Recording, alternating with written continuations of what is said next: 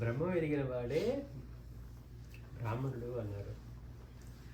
అంటే జన్మించిన కులాన్ని బట్టి కాదు, మనకెన్నో కులాలు మతాలు, ఎక్కడ చూసినా కులమతాల మధ్య స్పర్ధలే, కానీ ఐకమత్యం మాత్రం ఎక్కడా కనపడటం లేదు. ఒకే ధర్మంలో ఉండి ఈ కులాలు ఇవేరేది, మాది ఎక్కువ అంటే మాది ఎక్కువని ఇవన్నీ కొట్టుకునే వాళ్ళే తప్పించి ఎక్కడ కూడా ఐకమత్యం మాత్రం లేదు. అలా ఎక్కడ చూసినా నేను గొప్ప నేను గొప్ప అని విర్రవీగే ఆచారులే, కానీ మనస్ఫూర్తిగా మనం అందరం ఒకే తల్లి బిడ్డలు అనేవారు ఎక్కడా కనపడడం లేదేమి. మహద్గురుడైన స్వామివారు అవతరించింది ఒక సనాతన బ్రాహ్మణ కుటుంబంలోనైనా వారెన్నడూ ఏ ఒక్క కులాన్ని కానీ మతాన్ని కానీ చిన్నచూపు చూడలేదు. స్వామివారు అవతరించింది గొప్ప ఇంట్లో, అది కూడా తద్బ్రాహ్మణుల ఇంట్లో.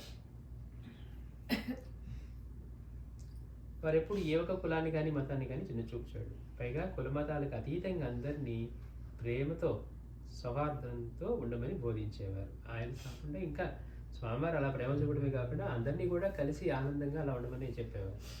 ఒకసారి ఒక లంబాడి భక్తుడు స్వామివారిని తాకి కూర్చోవడం చూసి ఓర్చుకోలేని ఒక బ్రాహ్మణ భక్తుడు, ఒక లంబాడి భక్తుడు వచ్చాడట. వచ్చి స్వామివారి పాదాలు తాకి నమస్కారం చేసుకొని కూర్చున్నాడట.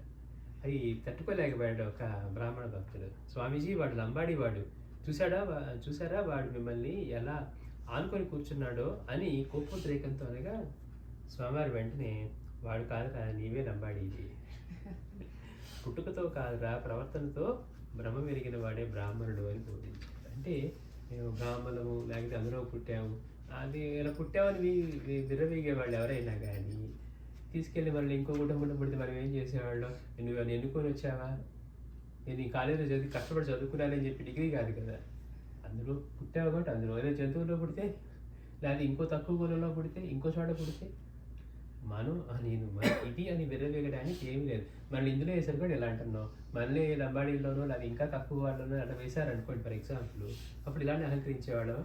అప్పుడేం మాట్లాడుతాం, అసలు అందరూ వీళ్ళు ఎక్కువ ఇలా మాట్లాడుతున్నారండి అంటాం. మనకు అనుకూలంగా ఉంటేనేమో మనం అనుకూలంగా ఉంటాం, లేకపోతే ఇదంతా అధర్మం అండి ఇలాంటివి ఉండకూడదు అంటాం.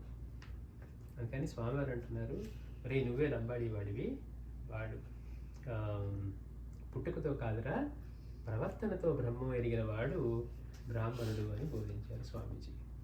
ఈ సత్యనారాయణ సద్గురు సాయినాథ్ మహారాజ్ కీ జై.